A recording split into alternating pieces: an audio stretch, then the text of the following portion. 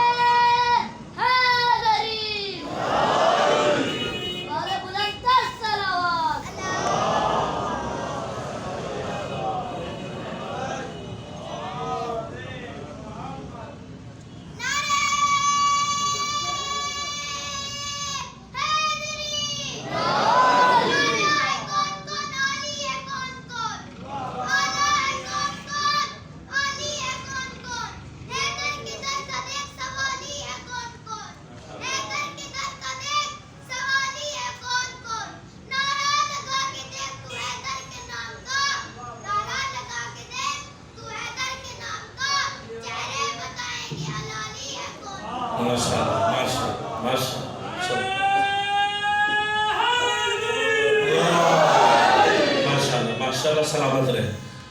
مقام آغا جان ایسا ہے کہ فرض پروردگار کیا کر رہا ہے؟ شاعری قرآن نہیں ہے، پیغمبر شاعر نہیں ہے. کیوں نہیں ہے؟ تو یہ جگہ بحث اپنی جگہ محفوظ رہنے رکھیے گا. کبھی فرصت رہے گی تو آپ کی خدمت میں تفصیل سے عرض کروں گا. شاعری کے اتنے خواص ہونے کے باوجود اللہ تبارک و تعالیٰ نے قرآن شاعری نہیں، پیغمبر شاعر نہیں. وجہ انشاءاللہ محفوظ عرض کروں گا کبھی آپ کی خدمت میں.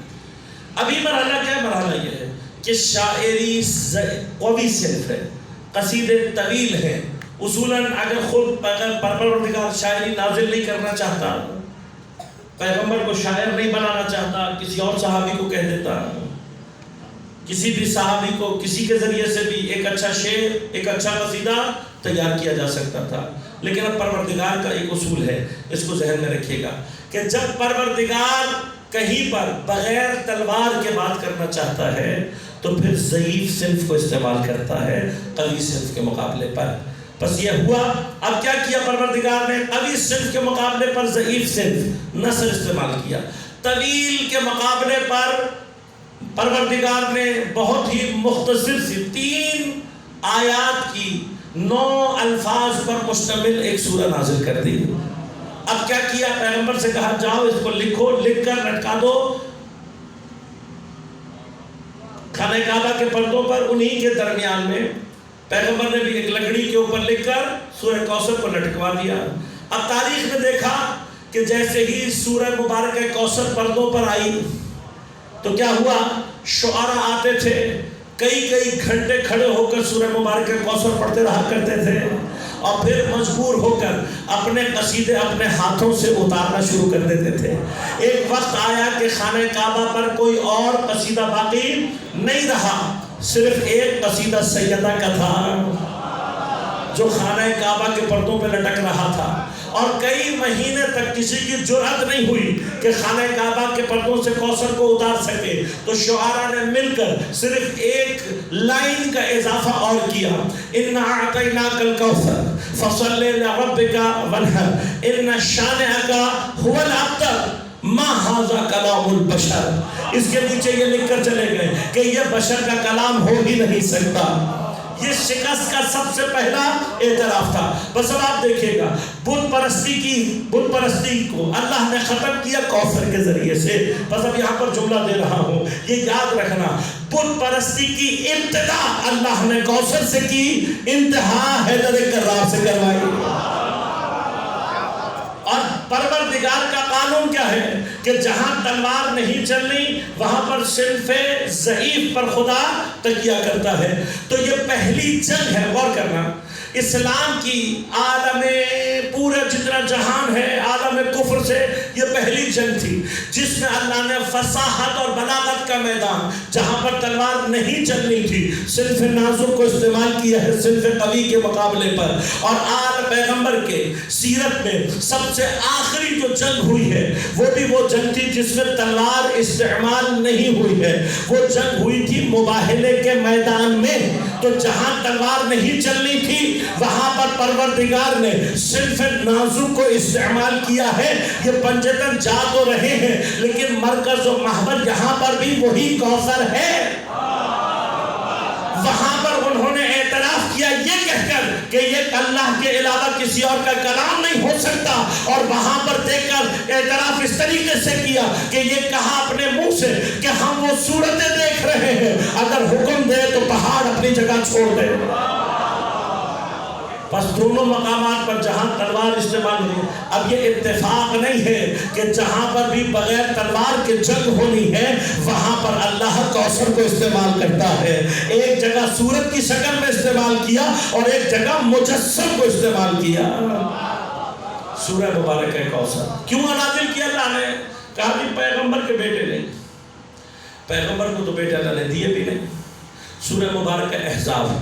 پروردگار نے ارشاد فرمایا, کیا فرمایا؟ کہ ما کان محمد ابا احد من رجالکم لیکن رسول اللہ و خاتم النبیین. کیا نہیں ہے ہمارا نبی پیغمبر اکرم صلی اللہ علیہ وآلہ وسلم نہیں ہے ابا احد من رجالکم, تمہارے مردوں میں سے کسی کے بھی باپ نہیں, لیکن کیا ہے؟ رسول اللہ, اللہ کے رسول ہے. وخاتم النبیین, اور خاتم النبیین ہے. تو اب ذرا مجھے آیت پر غور کر کے یہ بتائیے کہ پیغمبر کسی مرد کے باپ نہ ہوں, اس کا کیا رابطہ ہے ان کا اللہ کے رسول ہونے اور خاتم النبیین ہونے سے؟ دیکھیں کلام حکیم ہے. جب کلام حکیم ہوتا ہے تو کلام کے دونوں حصوں میں ربط ہونا چاہیے, دونوں حصوں میں ربط ہونا چاہیے نا. آپ جب بھی کوئی بات کہتے ہیں تو دونوں حصوں میں کوئی ربط ہونا چاہیے. اگر دونوں حصوں میں کوئی ربط نہ ہو تو کلام کیا کہلاتا ہے؟ مہمل. کیوں؟ اس لیے کہ بولنے والے کو یہ نہیں پتا ہوتا کہ میں کہہ کیا رہا ہوں. دونوں حصوں میں ربط ہونا چاہیے. اب قرآن کہہ رہا ہے کہ نہیں ہے پیغمبر ابا احد من رجالکم, مردوں میں سے کسی کے, تمہارے مردوں میں سے کسی کے بھی باپ نہیں ہے, لیکن اللہ کے رسول ہیں اور خاتم النبیین. راوی کیا کہہ رہے ہیں, مفسرین کیا کہہ رہے ہیں؟ کہہ رہے جی پیغمبر کی چونکہ مذکور اولاد نہیں تھی تو لوگ تانے دیتے تھے. کیا یہ تانے دینا واقعاً پیغمبر کو اتنا ناراض کرے گا؟ کیا تم نے پیغمبر کو اپنے جیسا انسان سمجھا ہوا ہے کہ بیٹا نہیں ہوگا تو پیغمبر ٹینشن میں آ جائیں گے؟ دیکھیں ایک بات کی ذہن میں رکھیے گا, پیغمبر کے بیٹے تھے یا نہیں تھے؟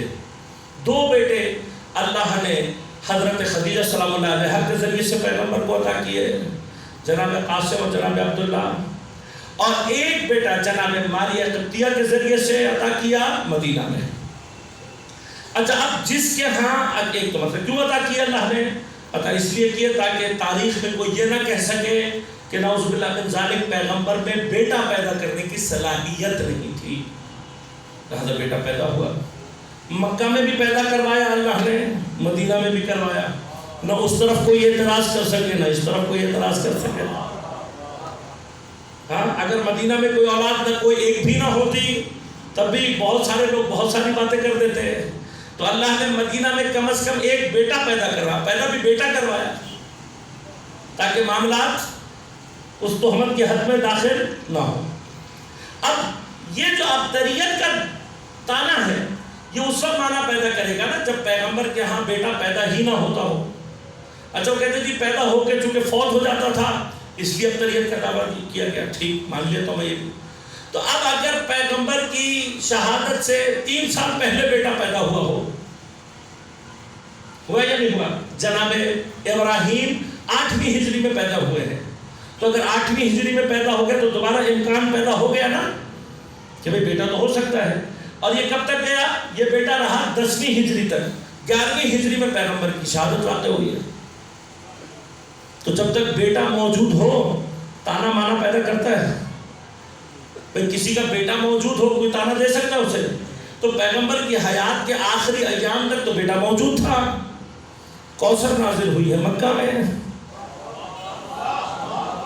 بھئی جب تک دیکھیں یہ تو مجھ جیسا ایک عام جاہل انسان بھی ہوگا نا، میرا بیٹا نہیں ہوگا، آپ مجھ سے کچھ کہیں گے یا کوئی مجھے تانا دے گا تو مجھ جیسا جاہل بھی یہ کہے گا کہ بھئی جب تک صحت مند ہوں زندہ سلامت ہوں خدا دے سکتا ہے۔ میں نے دیکھے بھی ہیں لوگوں کے 25 سال کے بعد اولاد پیدا ہوئی ہے، 30 سال کے بعد اولاد پیدا ہوئی ہے، تو جب تک زندہ ہوں اس وقت امکان ہے۔ حضرت ابراہیم کو اللہ نے 90 سال کی عمر میں اولاد دے دی، جناب زکریا کو 70 سال کی عمر میں اولاد دے دی ہے نہیں دی، اللہ نے دی ہے، تو جب ان کو دے سکتا ہے تو ان کو بھی دے سکتا ہے۔ اور پیغمبر کو مکہ میں بھی دی اور مدینہ میں بھی دی۔ 8ویں ہجری میں بیٹا پیدا ہو گیا تو تانا ختم، بحث ختم۔ اس کے لیے اتنی کوثر نازل کرنے کی ضرورت کیا ہے؟ اچھا سورہ احزاب کب نازل ہوئی؟ اب سورہ احزاب اٹھا کر دیکھو۔ اب جب سورہ احزاب اٹھاؤ گے تو کنفیوز ہو جاؤ گے۔ اے اللہ جب تو نے کہہ دیا کہ پیغمبر اب ہے ہی نہیں، ماں کانا اب احد من رجالکم، تم میں سے مردوں میں سے کسی کے باپ ہے ہی نہیں، تو پھر بیٹا دینے کی ضرورت کیا تھی؟ یہ لائے نا سارا جمع کریں تاکہ بات سمجھ میں آئے۔ تو بس اس کا معنی یہ ہوا ابتلیت کا تعلق پیغمبر کی نسل اور ذات سے نہیں تھا، بلکہ بحث یہ چلی آ رہی ہے، ابھی تک سلسلہ نبوت چلا آ رہا ہے جناب آدم سے لے کر اب تک، اور خاتم النبیین ہونا۔ اب مسئلہ کیا ہے؟ اب لنک بتا رہا ہوں آپ کو، پیغمبر کا بیٹے کے باپ ہونے اور خاتم النبیین کے درمیان میں لنک یہ ہے کہ اب تک جتنے بھی سلسلہ نبوت جاری ہوئے ہیں وہ انبیاء کے ذریعے سے ہی ہوئے ہیں، انبیاء کے ذریعے سے ہوئے، سارے کے سارے سلسلے انبیاء کے ذریعے سے ہی جاری ہوئے ہیں۔ اور چونکہ پیغمبر کو خاتم النبیین بنانا ہے لہذا یہ امکان موجود تھا، اگر اللہ پیغمبر کو کوئی مذکور اولاد دیتا، کوئی بیٹا پیغمبر کا باقی رہتا، تو مسلمان چاہتے نہ چاہتے ایک گروہ ضرور ایسا پیدا ہو جاتا جو پیغمبر کی نسل سے نبوت کو جاری رکھنے کی کوشش کرتا۔ لہذا ضرورت تھی اس بات کی کہ خاتم النبیین جس کو بنانا ہے اس کو کوئی بیٹا نہ دیا جائے۔ لیکن اب بیٹا نہیں ملے اس کا غم نہیں ہے پیغمبر کو، غم اس بات کا ہے کہ سلسلہ ہدایت آ کر مجھ پر ختم نہیں ہو رہا، سلسلہ ہدایت میں تو قیامت تک جاری رہنا ہے۔ اور اب اگر میں خاتم النبیین ہوں تو اب اس کے بعد جو سلسلہ ہے وہ امامت کے ذریعے سے شروع ہونا ہے۔ تو مرحلہ اور غم اس بات کا ہے کہ بات 2 طریقے سے مشکل ہے، ایک تو میرے اوپر آ کر نبوت ختم ہو رہی، پھر کوئی اولاد بھی میری نہیں، پھر آگے امامت کا سلسلہ شروع ہونا ہے جس کے لیے ابھی تک انسانی ذہن آمادہ نہیں ہے۔ آدم سے لے کر مجھ تک انہوں نے ابھی تک صرف نبی دیکھا ہے، آگے جو سلسلہ چلنا ہے وہ امامت کا سلسلہ چلنا ہے۔ یہ سلسلہ مجھ سے مقطوع نہ ہو، مجھ سے جڑا رہے، اس کے لیے کوئی ایسا بندوبست ہونا چاہیے۔ اب اللہ نے کہا پیغمبر سے کہ تم اس طرف سے ٹینشن نہیں لو، ہم تمہیں بیٹا نہیں دیں گے، ہم تمہیں بیٹے کی جگہ کوثر دیں گے۔ بس کوثر کیا کرے گی؟ کوثر تمہاری نسل نہیں، ہاں ابھی نسل کی بات نہ کرو، وہ تمہاری ہدایت کے سلسلے کو تم سے لے کر آگے وہ جاری کرے گی، آگے ہدایت کا سلسلہ اس سے جاری ہوگا۔ صرف یہی نہیں ہوا بلکہ خدا نے ایک بڑھ کر معاملہ اور آگے بڑھا دیا، کہا تمہاری نبوت کے سلسلے کو تو امامت کی صورت میں جاری کرے گی ہی، بلکہ ہم تم پر ایک فضل اور کر دیتے ہیں، چونکہ یہ کوثر ایسی خیر کثیر ہے کہ اس سے زیادہ بڑی خیر کائنات میں کوئی ہو ہی نہیں سکتی، لہذا اس خیر کا تقاضا یہ ہے اب بیٹے تمہارے نہیں ہوں گے لیکن کوثر تمہیں بیٹے بھی عطا کر دے گی۔ تو تمہاری نسل کا مسئلہ بھی حل کر دیا، ہدایت کے سلسلے کا مسئلہ بھی میں نے حل کر دیا۔ تو کوثر کوثر ایک وقت میں رسول کو بھی ابتریت سے باہر نکالے گی، رسالت کو بھی ابتریت سے نکالے گی. تو بس کوثر وہ ہوگی جس سے امامت کا سلسلہ جاری ہوگا، لہذا ہدایت کا سلسلہ مقطوع نہیں ہو پائے گا. لیکن اسی کے بیٹے ہونے چاہیے جو پیغمبر کے بیٹے بنے. اب احزاب میں اللہ کہہ رہا ہے کہ پیغمبر تمہارے مردوں میں سے کسی کے باپ نہیں ہیں، مرد کے باپ نہیں ہیں. پس بیٹے کا معنی پیغمبر کے لیے اب کہیں پر بھی استعمال نہیں ہونا چاہیے. لیکن جب آخر میں مباہلہ کی آیت نازل ہوئی تو قرآن نے کہا قُلْ تَعَالُوا نَدْعُوا أَبْنَاءَنَا وَأَبْنَاءَكُمْ. اے نبی اب تم کہو ہم اپنے بیٹے لے کر آئیں گے، تم اپنے بیٹے لے کر آؤ. تو کوئی تو عرب والا اٹھ کر گیا ہو اور اس نے پیغمبر کو کہا ہو یا نبی اللہ، ابھی تو سورہ احزاب میں کہا تھا اللہ نے کہ آپ کسی بھی مرد کے باپ نہیں ہوں گے، تو اب یہ ابنا آپ کہاں سے لے کر آئیں گے؟ تو شاید پیغمبر جواب یہی دیتے کہ وہاں پہ کہا رجالکم، تمہارے مردوں میں سے کسی کے باپ نہیں ہوں گے. تو بس جن کے باپ بن رہے ہیں وہ اور ہیں.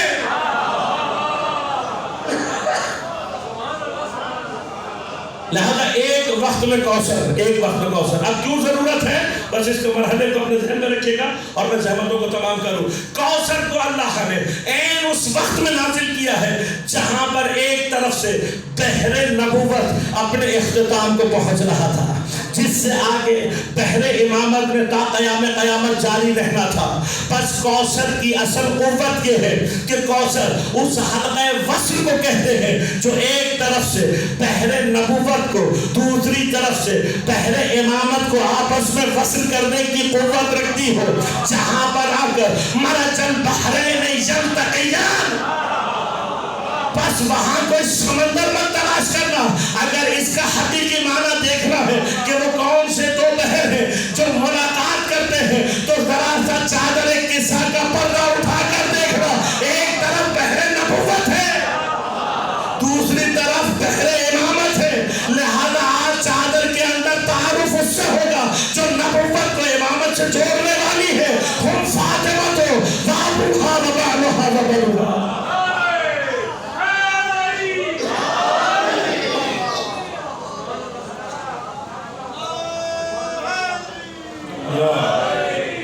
لہذا کوثر کی یہ حیثیت ہے.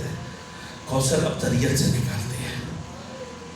جس نے رسالت کو نہیں دین کو ابتریت سے نکالا، جس کے دروازے کو پیغمبر نے کئی مہینے کھڑے ہو کر سلام کیا. آج پیغمبر کی جوتیوں پر جان دینے والے ایک مرتبہ یہ تو سوچیں کہ جس دروازے کو کئی مہینے کھڑے ہو کر پیغمبر نے سلام، اتنا تو سوچا ہوگا نا سیدہ نے، جس دروازے کے پیچھے میں ہوتی ہوں فرشتہ وہاں سے داخل نہیں ہوتا میری اجازت پر ہے. لیکن آئے اور آ کر کہا اگر علی کو باہر نہیں نکالو گے ہم دروازہ. ایک خط ہے جو منسوب ہے تاریخ میں لکھا گیا اور اس میں اعتراف کیا گیا کہ جب سیدہ نے کہا دروازے کے پیچھے میں ہوں، لوگ واپس آ گئے. جب لوگ واپس آ گئے تو میں اٹھا اور اپنا تازیانہ لے کے دروازے پر آ گئے. اس خط کے کچھ اقتباس بس آپ کی خدمت میں پیش کروں گا اور زحمتوں کو تمام کروں گا. آج سیدہ کی اپنے بچوں کے ساتھ آخری شب ہے. پہلو ٹوٹا ہوا ہے، بازو نیلا ہے، چہرہ سوجا ہوا ہے، آنکھ میں سرخی ہے. لیکن ابھی بھی بہت کچھ ایسا ہے جو علی کو معلوم نہیں ہے. باقی تو کل رات علی کو پتہ لگے گا کہ یہ کوثر کس طریقے سے کچلی گئی ہے. تازیانہ لے کر دروازے پر آیا. میں نے دروازہ کھولنے کی کوشش کی. سیدہ نے دروازے کے پٹوں کو اپنے ہاتھوں سے ایسے پکڑا ہوا تھا کہ سیدہ کی انگلیاں باہر کی جانب جاری ظاہر ہو رہی تھی. کہتا ہے جب مجھ سے دروازہ نہیں کھلا میں نے اپنے تازیانے کی ضربت سے زہرا کی انگلیوں پہ اتنی ضربتیں لگائیں کہ بالآخر سیدہ نے دروازہ چھوڑ دیا. لیکن اپنے آپ کو دروازے سے لگا کر کھڑا کر دیا اور اتنے دردناک انداز سے گریہ کیا کہ کچھ دیر کے لیے میرا دل بھی نرم پڑ گیا، میں نے چاہا واپس چلا جاؤں، لیکن دوبارہ علی کا بغض میرے دل میں پیدا ہوا، میں پلٹ کر آیا، دروازہ میں نے کھولنا چاہا، دروازہ نہیں کھلا۔ سیدہ نے کہا تم جانتے ہو دروازے کے پیچھے کون ہے؟ میں ہوں سیدہ بنت مصطفیٰ، میں ہوں سیدہ بنت مصطفیٰ۔ اس گھر میں حسنین ہیں پیغمبر کے بچے، زینب ام کلثوم ہیں۔ کیوں کہتا ہے فَإِن ہوا کرے اگر تم نے دروازہ نہ کھولا میں دروازے کو آگ لگا دوں گا۔ کہتا ہے میں نے دروازہ کھولنے کی کوشش کی، جب مجھ سے دروازہ نہ کھولا میں نے غصے میں آ کر حکم دیا، دروازے پر لکڑیاں رکھ کر آگ لگا دی گئی۔ کا دروازہ جلتا رہا لیکن سیدہ نے جلتے ہوئے دروازے کو چھوڑا نہیں۔ کہ جب سیدہ نے دروازے کو چھوڑا نہیں تو میں نے آگے بڑھ کر اتنی زور سے دروازے کو لات ماری۔ عزیزوں جب دروازے نے پوری طرح سے آگ نے دروازے کو پوری طرح سے اپنے لپیٹ میں لے لیا تو دروازے کے قبضے بھی جل چکے تھے۔ جب پوری قوت سے لات ماری تو یہ دروازہ اپنے قبضوں سے جدا ہو گیا۔ جب دروازہ جدا ہوا تو سیدہ جلتے ہوئے دروازے اور دیوار کے درمیان آ گئے۔ بس عزیزانو کبھی موقع ملے تو کبھی بھی جلتی ہوئی لکڑی پر لگی ہوئی میخ کو ہاتھ لگا کر دیکھنا اور یہ سوچنا دروازے کے پیچھے در و دیوار کے درمیان سیدہ پر کیا کیا گزری ہوگی۔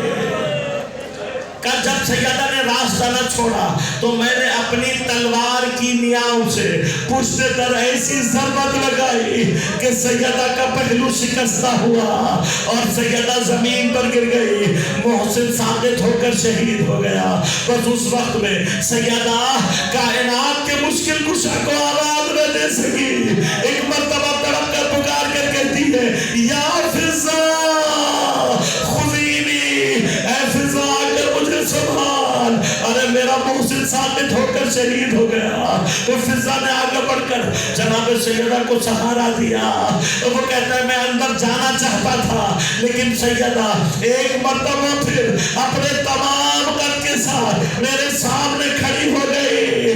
کہتا ہے میں نے اتنی شجاع خاتون زندگی میں کبھی نہیں دیکھی کہ بس ایک مرتبہ میں نے ہاتھ اٹھایا، سیدہ کے ایسا تماچا لگایا، سیدہ زمین پر گر کر تڑپ کر رونے لگی۔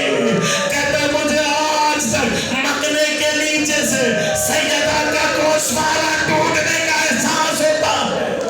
آگے بڑھ کر علی کے گلے میں رسی کو باندھا گیا، کھینچ کر میرے مولا کو لے جا رہے ہیں، لیکن خدا جانے عشق ولایت کسے کہتے ہیں، عشق حیدر کی شے کا نام ہے۔ اس کے باوجود بھی سیدہ ایک مرتبہ پھر کھڑی ہوئی، دوڑتی ہوئی علی کے سامنے آ کر کھڑی ہو گئی اور پکار کر کہتی خدا کی قسم اگر تم نے ابو الحسن کو نہ چھوڑا میں اپنے سر سے چادر ہٹا کر تمہارے لیے بدعا کروں گی۔ ابھی یہ الفاظ نکلے تھے، عذاب کے آثار ظاہر ہونا شروع ہوئے، لوگ گھبرا کر پیچھے ہٹ گئے۔ سیدہ علی کو بچا کر گھر لے آئی، لیکن آج ایک مرتبہ سوچنا آج کس نے کس کو کس کا پرسہ دیا ہوگا۔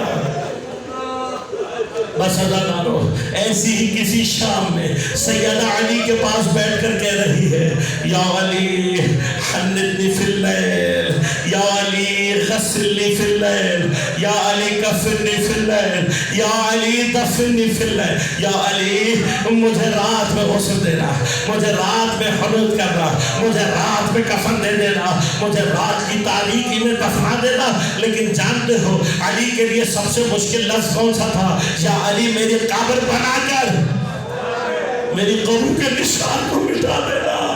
ارے علی کے لیے سب بہت آسان ہے لیکن سیدہ کے قبر کو نشان کو مٹانا بڑا سخت کام ہے۔ میرے مولا نے ایک ایک بات سن لی۔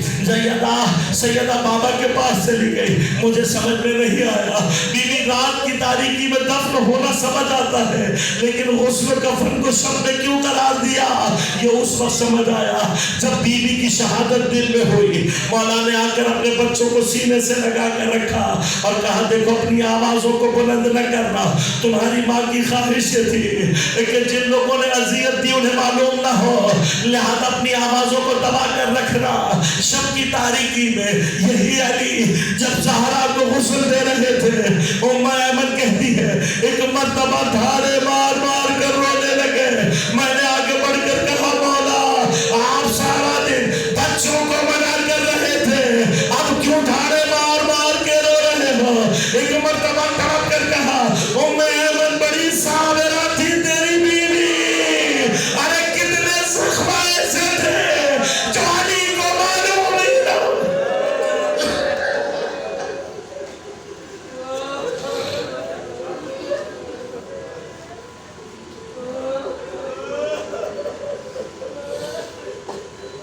الا ولعنة الله على القوم الظالمين وسيعلم الذين ظلموا أي منقلب ينقلبون۔ بار الہ ہماری عبادت کو اپنی بارگاہ مقبول و منظور فرما، بحق زہرا و ابیہا و بعلہا و بنیہا۔ بار الہ منتقم زہرا، منتقم کربلا، منتقم اسیران کربلا، امام زمان علیہ السلام کے ظہور میں تعجیل فرما۔ بار الہ بحق زہرا و ابیہا و بعلہا و بنیہا۔ مومنین دنیا میں جہاں جہاں آباد ہوں سب کو اپنے حفظ امان میں رکھ، ان کی پریشانیوں کو دور فرما۔ بار الہ جو پریشان حال مومنین ہیں ان کی پریشانیوں کو دور فرما، بیماروں کو صحت کامل عاجل عنایت فرما، بے گناہ اسیروں کو درجہ تن رہائی عنایت فرما۔ جہاں جہاں مومنین باطل سے برسر پیکار ہے بار الہ ان کو نصرت و کامیابی عنایت فرما۔ بار الہ بحق زہرا و ابیہا و بعلہا و بنیہا، تمام علماء مراجع اعظام کے حفاظت فرما۔ بار الہ بحق زہرا و ابیہا و بعلہا و بنیہا، ہم سب کو امام زمان علیہ السلام کے عوان انصار میں شمار ہونے کی توفیق عنایت فرما۔